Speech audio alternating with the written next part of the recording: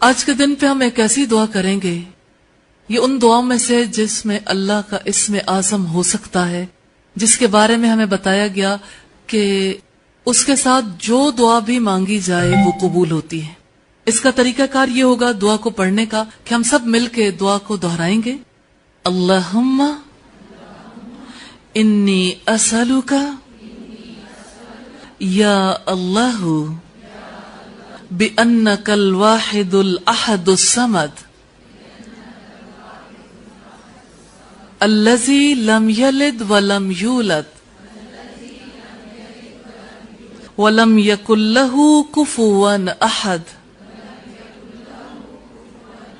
ان تغفر لی ذنوبی انک انت الغفور الرحیم۔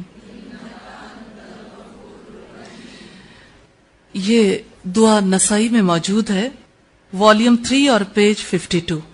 ترجمہ ہے، اے اللہ میں تجھ سے سوال کرتا ہوں، اے اللہ اس بات کے ساتھ کہ تو یکتا، اکیلا اور بے نیاز ہے، جس نے نہ جنا نہ جنا گیا اور نہ اس کا کوئی ہمسر ہے کہ تو میرے لیے میرے گناہ معاف کر دے۔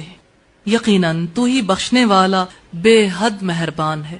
بہت ہی خوبصورت دعا ہے، ایک بار پھر اس کو دہرا لیتے ہیں۔